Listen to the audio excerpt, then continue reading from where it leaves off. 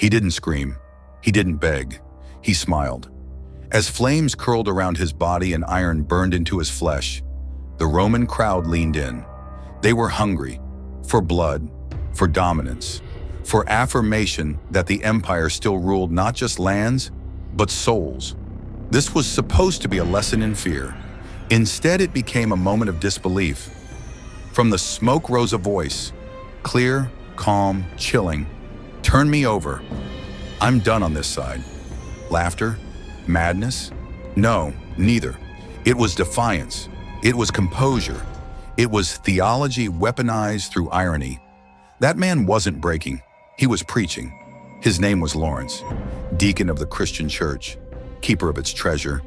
And in that moment, bound to a sizzling gridiron, he flipped more than his body. He flipped the script. This wasn't a myth passed down in whispers.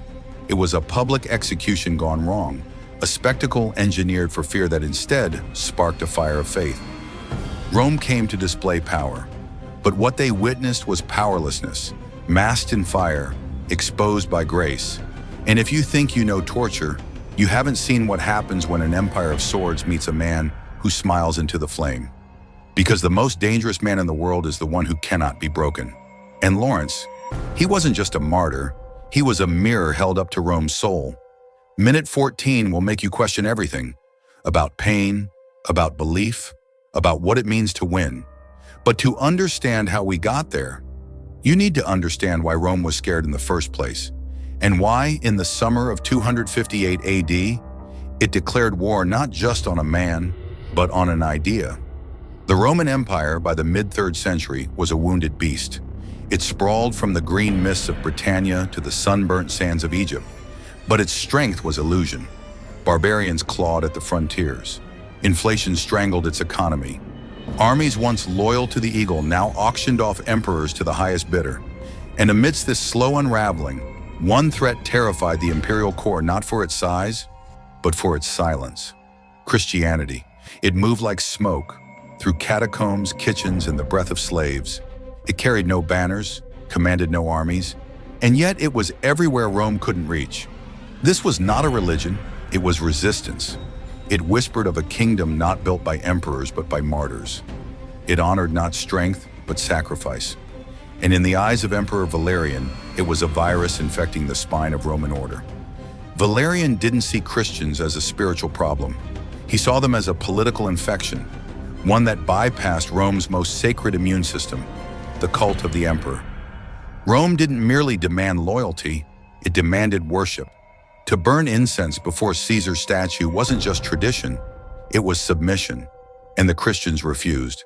They refused in whispers, they refused in hiding, and most dangerously, they refused in organization. By 258 AD, the church in Rome had evolved from an underground movement to a shadow society with its own hierarchy, economy, and moral code. It fed the poor Rome had abandoned. It buried the dead the empire had forgotten. And at its helm were not generals or senators, but deacons, bishops, and a man named Lawrence. Valerian responded with cold clarity. No more scattered executions, no more local crackdowns. If the disease was organized, the cure would be surgical. His edict struck like thunder.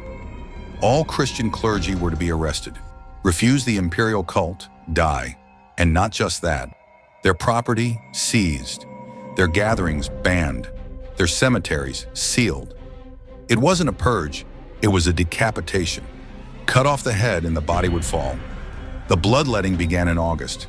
Pope Sixtus II, spiritual leader of the Roman Church, was captured mid-sermon in the catacombs of San Callisto, executed with 4 deacons at his side. And just outside that circle of blood, one man remained. Lawrence. He wasn't just another churchman. He was the archdeacon of Rome, the financial brain of the Christian movement, the keeper of the church's wealth, and the man who knew where every coin, relic, and underground believer was hidden. To Valerian's prefects, Lawrence was a key. To Rome's persecutors, he was the final node in the network. But to the Christians of Rome, he was something else. He was hope. And hope, when backed into a corner, doesn't beg, it strategizes. What no one expected, What Rome was utterly unprepared for was that Lawrence wouldn't just resist arrest. He would set the terms of his own destruction. For 3 days after Sixtus' death, the city waited. The prefect summoned Lawrence, demanded the church's treasures, offered him a bargain: surrender the wealth, save your life. And Lawrence agreed, or so it seemed. As the days passed, Rome imagined vaults being inventoried, gold counted, ledgers opened. But Lawrence wasn't building an inventory. He was staging a revolution. In secret, he redistributed the church's wealth, coin by coin, relic by relic, to the city's poor. He liquidated power into compassion. Every gold chalice became food. Every stored jewel became shelter. And in doing so, he didn't just disarm the empire, he inverted its logic. The empire expected deference. What it got was theater. When Lawrence returned on the 3rd day, he did not come alone. He came flanked by beggars, widows, lepers, the crippled, the blind, the very ones Rome refused to see. These, he said, are the treasures of the church. That moment shattered protocol. It was more than mockery. It was blasphemy against the empire's deepest religion, hierarchy. Against the gospel of Caesar, which said power flowed from the top, Lawrence offered a new gospel, where the last were first. The prefect's face burned with humiliation. Rome had asked for gold. It had received a sermon. That's when Lawrence signed his death warrant. But it wouldn't be a clean sword or a quick poison. Number for this kind of defiance, Rome had something older, something theatrical, something that turned pain into policy, a punishment that didn't just kill, but taught. And so the gridiron was prepared, not as an act of vengeance, but as a stage. And what happened next, what Lawrence chose to do on that stage, would change the empire forever. The Roman prefect had issued a demand as old as empire itself. Bring me the wealth of your church. It was not a request. It was imperial law sharpened into threat. The message was clear: compliance or death. And for 3 days, Lawrence vanished into the streets of Rome. The empire believed it had him cornered. They imagined him cataloging coins, dragging out gilded chalices, unlocking hidden vaults beneath the catacombs. But Lawrence wasn't counting gold. He was counting souls. Every hour he moved through alleyways, courtyards, tenements, dispersing coin, selling relics, buying bread, securing the vulnerable. The wealth of the church vanished into mouths, blankets, and cradles. To those who had nothing, Lawrence gave everything. But it wasn't just charity, it was strategy. He wasn't protecting assets. He was repurposing them into defiance. Every coin spent was one Rome would never own. Every orphan fed was a brick in the wall against tyranny. And then came the 3rd day. The prefect sat in his hall, flanked by guards and expectation. He had prepared ledgers and chains, ready to inventory the church's treasures and drag Lawrence away in disgrace. But what entered that room wasn't shame. It was a procession. The doors opened, and in came the blind, the crippled, the widowed, the orphaned, the lepers, the disfigured, the forgotten. A sea of Rome's expendables flooded the chamber like a tide the empire had never learned to fear. These, Lawrence declared, are the treasures of the church. The silence that followed was volcanic, not because Rome didn't understand what he meant, but because they understood exactly. To the Roman mind, wealth was divine. It was the proof of order, the currency of control. Power flowed downward, from the emperor to the prefect, to the citizen, to the slave. What Lawrence had done was to invert that current. He had said, publicly, boldly, that Rome's hierarchy was a lie. And when you humiliate an empire, you don't get punished. You get made into a message. The prefect's face twisted, not in confusion, but in calculation. This wasn't a man he could dismiss. Lawrence had insulted the state with a theater of flesh. The poor, those discarded by Roman society, had been weaponized into a declaration. We are not your shame. We are your reckoning. No quick execution would suffice. Rome needed a new kind of punishment, one that would reverse the damage. Something so spectacular, so slow, so terrifying, that it would cauterize the memory of Lawrence from every Christian mind. And so they chose the gridiron, not the gladiator's sword, not the hangman's noose, but fire, controlled, measured, prolonged. A weapon designed for one purpose: to turn suffering into theater. The gridiron was a Roman masterpiece of cruelty. Iron bars forged to burn, but not kill quickly. Raised over coals kept at precise heat, it offered not mercy, but delay. Death by design. A punishment engineered not just to destroy the body, but to dismantle the soul. And yet even here, Rome miscalculated. Because Lawrence did not fear the fire, he walked into captivity with composure, as if his fate had already been written and accepted. And perhaps it had. For in the mind of a martyr, death is not the end. It is the climax. That's what Rome never understood. They believed they were punishing rebellion. What they were actually doing was publishing it. As the executioners prepared the gridiron, the city buzzed. Whispers spread across markets and temples. Citizens came not to mourn or pray, but to watch. Public torture in Rome wasn't hidden. It was advertised. It was political theater. But this time, the theater had a new actor, and he had rewritten the script. Lawrence wasn't the criminal. He wasn't the spectacle. He was the author. As the iron bars were heated, as the fire was tended with surgical precision, the crowd thickened. Rich and poor, pagan and Christian, all were drawn to the stage that promised Rome's latest triumph over defiance, but none of them were prepared for what they would see next. They came expecting to witness destruction. What they witnessed instead was dominion. The gridiron glowed with heat, its iron bars arranged in cruel precision, horizontal like the stripes of a cage, vertical like the teeth of a trap. Every inch of it was designed not to kill, but to perform. Pain here wasn't a side effect. It was the point. This was how Rome punished ideas, not by burying them, but by burning them, slowly, publicly, methodically, so that no one watching would ever dare think the same thought again. But this time, something shifted. The victim wasn't weeping, the audience wasn't cheering, the ritual felt off. Lawrence was brought forward, shackled, stripped, exposed to the city he had once nourished in secret. He didn't beg. He didn't avert his gaze. He looked at the crowd, not as a prisoner, but as if he were taking a pulpit. He was laid across the bars, his flesh meeting the iron with a hiss that silenced the murmurs. The fire beneath him was stoked, not too high, not too low. Roman executioners were not barbarians. They were technicians. They knew how to control pain the way sculptors controlled marble. The aim wasn't death, not yet. The aim was collapse. First the body, then the mind, then, most importantly, the soul. But Lawrence defied the sequence. The heat surged, the iron sizzled, and from the smoke came laughter. "Turn me over," he said, his voice steady. "I'm done on this side."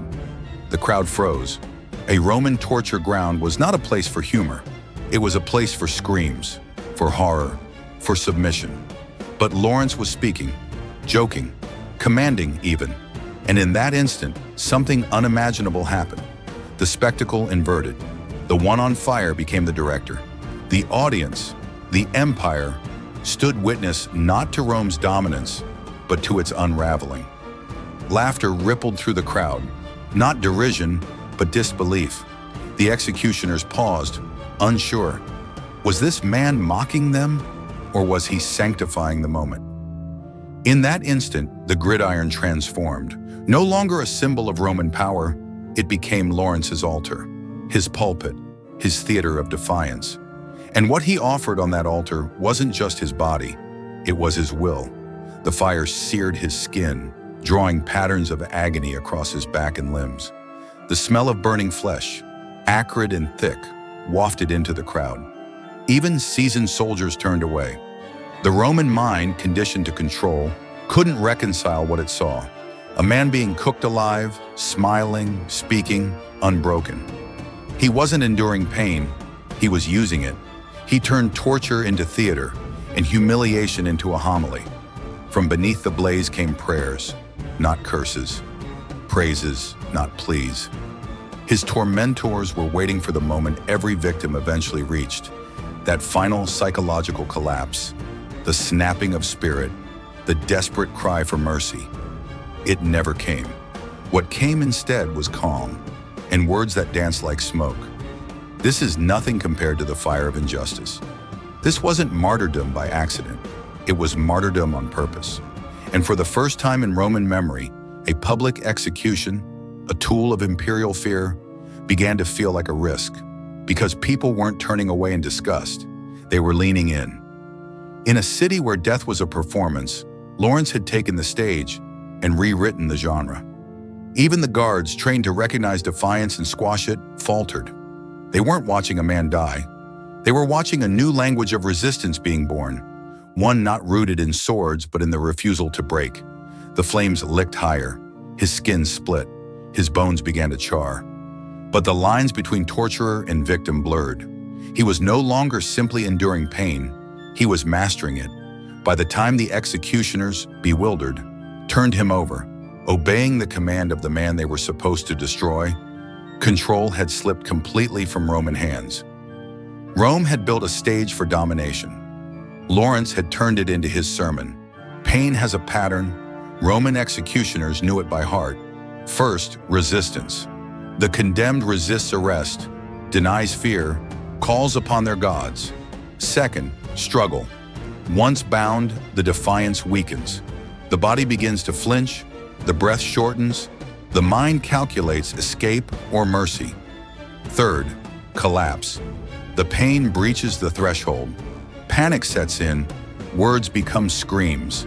Dignity dissolves into pleading. It always followed this arc, always. Except this time, it didn't. Lawrence did not break. He did not struggle. And collapse, it never came.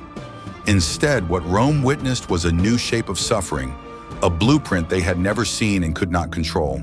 He was burning, yet unbowed. A body unraveling in flame, but a spirit rising like smoke. He was not a man being destroyed. He was a man disassembling death itself. The Roman mind, so meticulously trained to study anatomy and behavior, couldn't comprehend what it was seeing. Pain was supposed to isolate. Torture was meant to degrade. But Lawrence was using agony as amplification. He wasn't retreating from the world. He was engaging it more directly.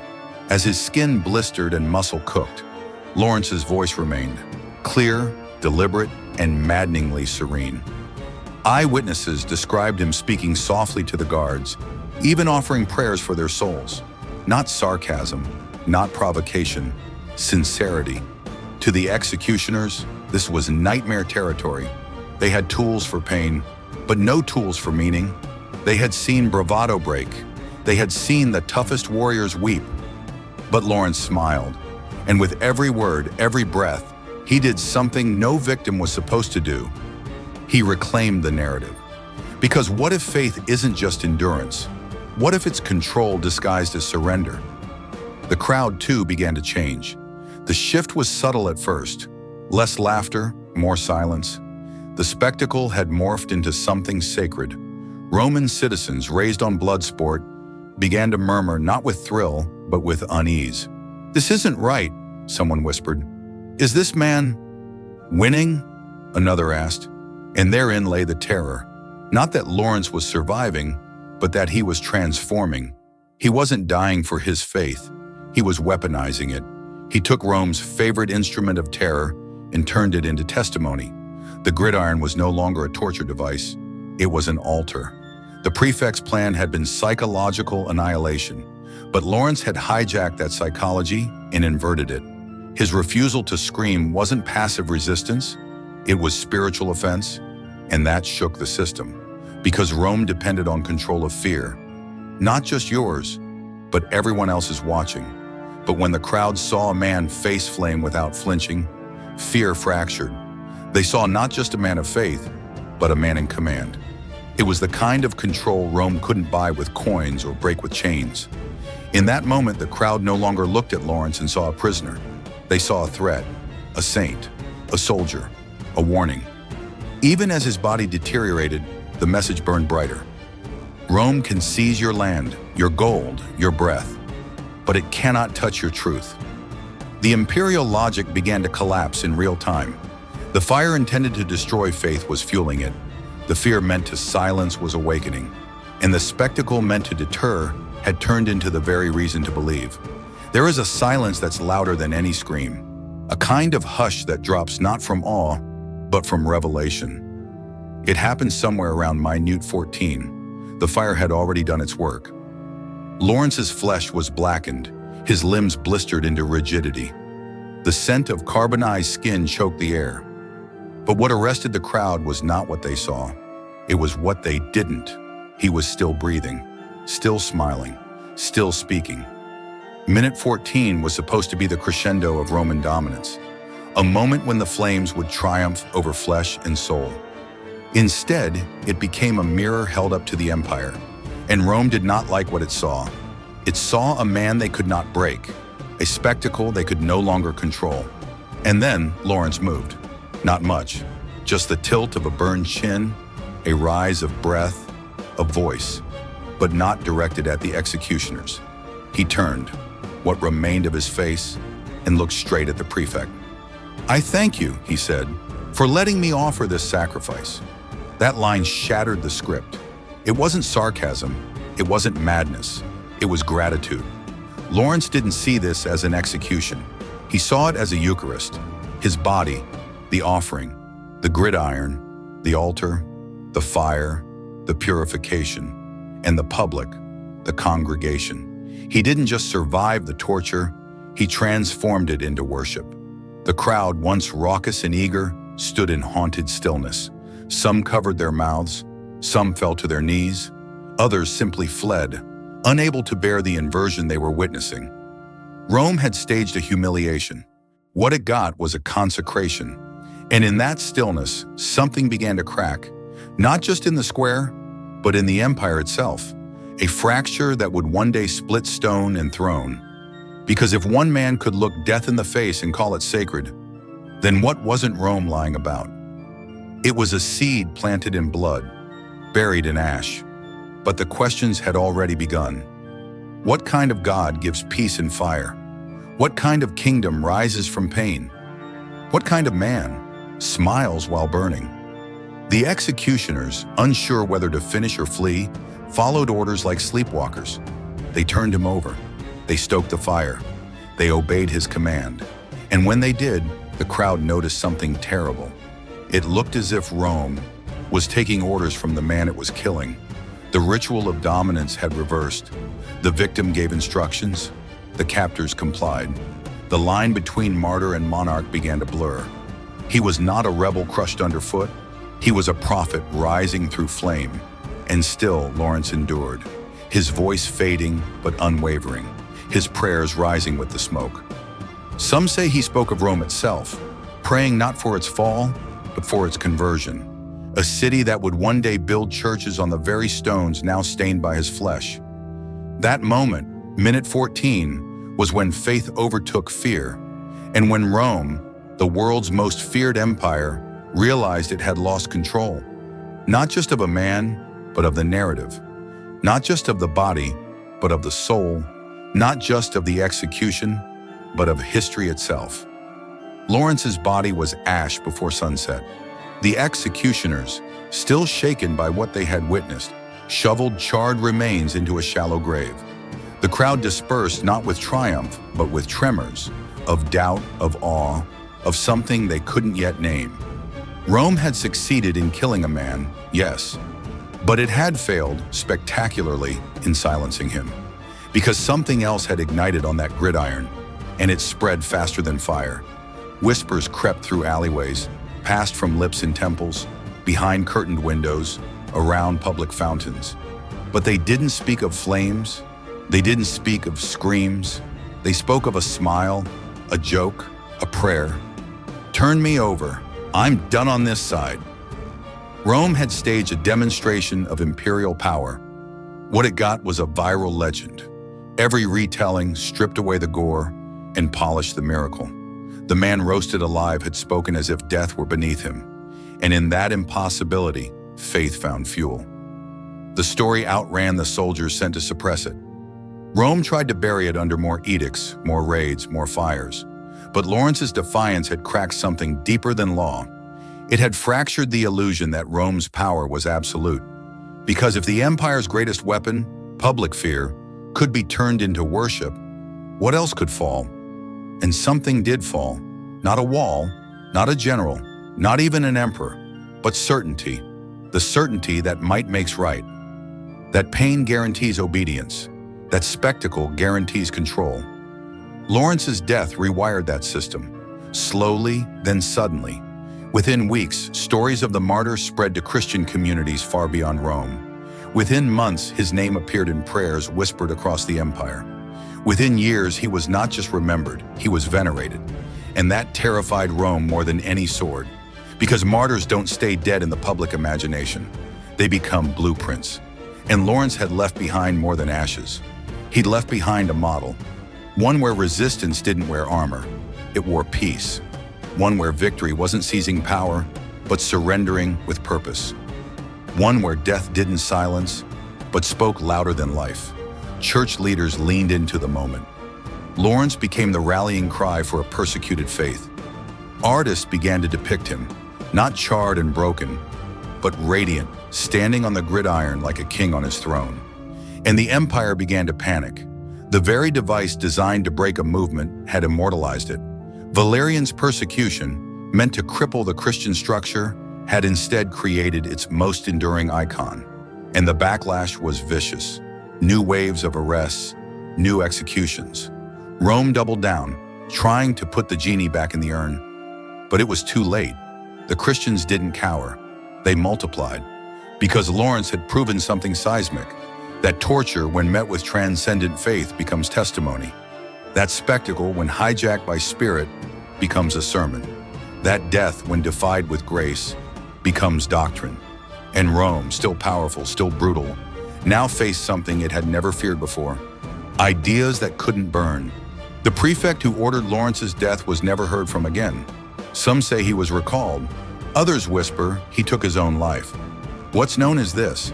The record goes silent, as if even history wanted to erase the man who tried to extinguish a saint and instead lit a fire beneath the empire. By the next decade, Rome was seeing a shift in its bones. More Christians, not fewer. More converts, even within the military and bureaucracy. Martyrdom was no longer a deterrent, it was a badge. And in every telling, one martyr stood at the center. Not for how he died, but for how he made the world watch him do it. Lawrence was no longer a man on fire. He was a symbol of dignity, of defiance, of what happens when cruelty meets composure. And most devastating of all to Rome, he had flipped the meaning of their own tools. The gridiron was no longer a torture device, it was a throne. The flame was no longer a sentence, it was a sacrament. And the crowd was no longer passive, they were participants in something sacred, whether they knew it or not. St. Lawrence didn't just die, he rewrote what it meant to die well. Rome thought it was staging a warning, but what it created was a blueprint. A man who took their most brutal punishment and turned it into eternal defiance. He smiled through agony. He prayed for his executioners. He turned fire into liturgy, and the empire that tried to erase him, it ended up building basilicas in his name. Because Lawrence didn't burn out, he ignited something. A legacy not of revenge, but of radical grace, of a courage so unsettling, it made even Rome tremble. And centuries later, that image still lingers. Not just a man on fire, but a man at peace in the middle of it. So ask yourself, if truth demanded everything from you, would you still smile?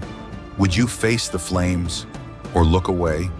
And maybe more importantly, what if everything you've ever believed about strength was upside down?